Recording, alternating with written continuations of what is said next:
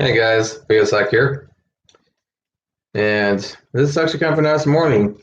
I am glad that spring is coming, and I'm sure that you are too. But anyway, that's not what I'm going to talk about. I'm going to talk about some misconceptions about love dolls. And this isn't just the people that it isn't necessarily so much about the stigma. It's just also misconceptions about people that are looking to get a love doll or wondering if it's even worth it or so on and so forth, and even some things that are kind of you know old fashioned and not so much anymore, and I'll of course talk about that. But first off, lately I've noticed a couple of people have been telling me that they've started to regret getting a love doll. And I think part of it is just due to the fact that, you know, the people that, want a love doll and they fantasize, when they get this love doll that they're going to do this and they're going to do that. And, it's going to be like this, when they get a love doll.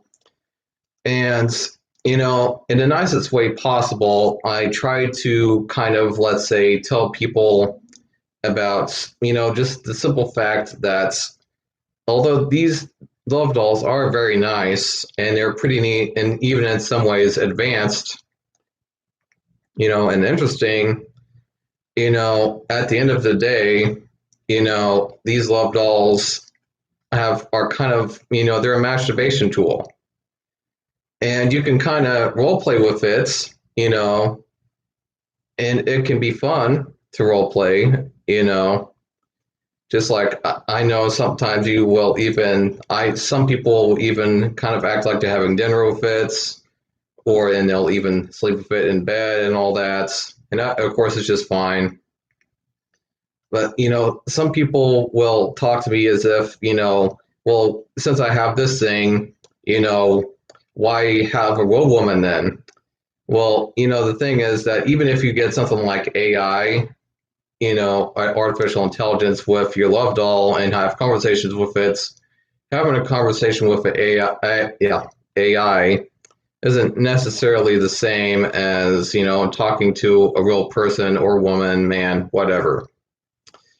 And, that's kind of a misconception, about these love dolls for people that want one, is that it is going to be such a big deal when they get it. And the thing is that it, I mean, in a way, it is, but it's not that big of a deal, to say the least.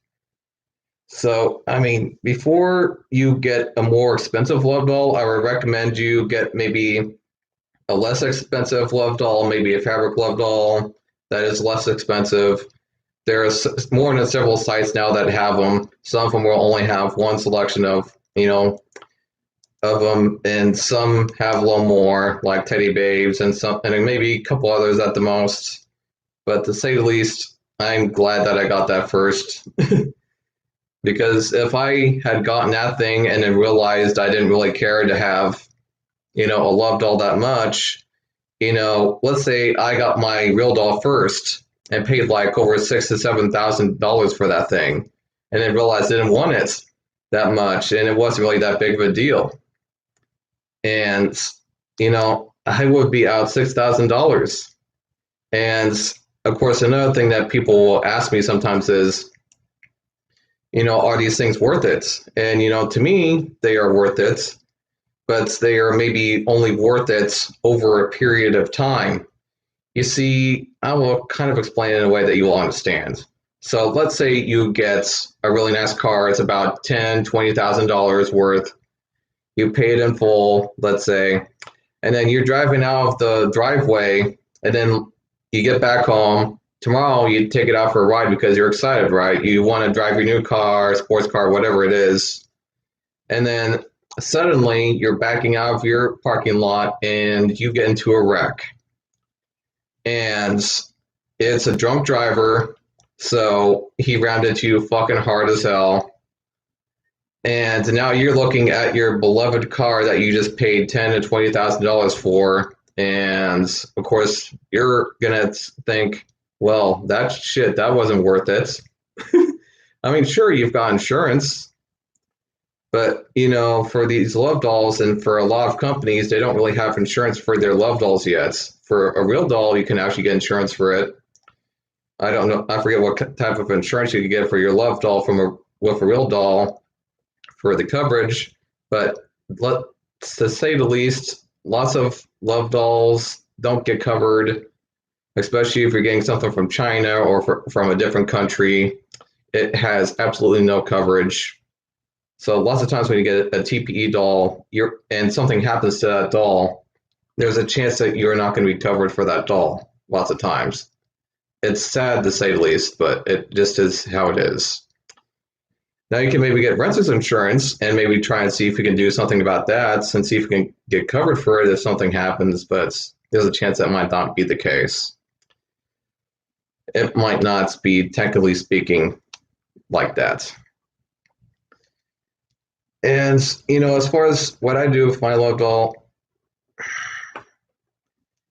some people would, of course, say shit like, that's just gross or that's nasty. And the reason why is because, especially here in Iowa and other places that are kind of like it, where there's a lot of farmers, they, of course, have heard of all the rumors from the past. And this is kind of where I'm going to talk about that, where it was a lot of them tend to think that, these things are dirty or filthy.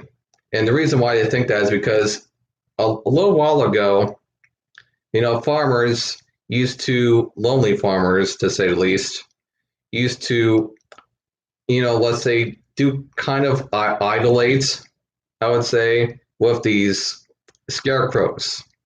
They would idolate with these scarecrows because, there's just no women around and they're always working, trying to make ends meet. There's no women around or very little, if any. And so they started, using these scarecrows and acting like they were women. And they would even sleep with these women or scarecrows. And, these scarecrows were always, they had bugs in them, bed bugs and everything inside of them. And, they were, of course, very filthy because they would never clean these, scarecrows once they would use them. And of course, nowadays, for medical-based silicone and even TPE, you could clean yourself like a fucking 100 times over in your shower, and you will still never be as clean as that silicone and TPE doll. That is at least as long as you clean them and care for them properly. But again, they're a lot easier to clean than a scarecrow. Oh my God, I could seriously only imagine what that would have been like. Ugh. But to say the least, just before you ever get a love doll, because again, a couple people lately have stated to me that they're starting to regret getting a love doll.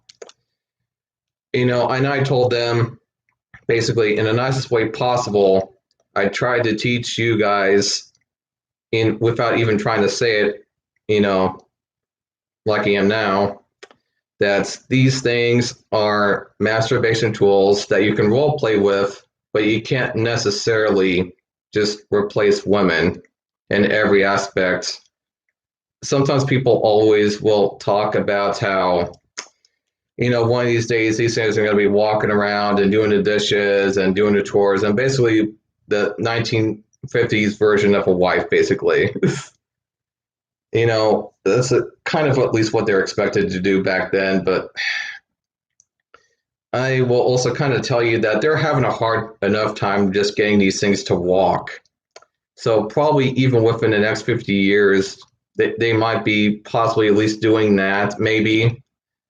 But, for the most part, you're just going to end up having, other machines take care of other things that are more specific, like, those little robots that sometimes they're kind of round and, they, vacuum your floor for you. And, some of the other robots that might do some other things, like they are even developing robots that can actually cook like a chef and so on and so forth. So to say the least, these love dolls I don't think are going to really be doing everything in the future. I think that they're just always going to be good fuck buddies. But you never know. Maybe that'll change, and maybe. But what's more likely going to happen is that, and a different company is going to you know, how should I say it? They're going to take over a project like that, and they're going to make something that will be more like, kind of like a house slave, basically, as I guess I'll put it, or housewife, husband, whatever. It might possibly even go to work and everything, basically be your partner. But other than that, I think as far as love dolls go, they're always just going to be good fuck buddies. But, maybe that's just my opinion. And I'll see you guys later.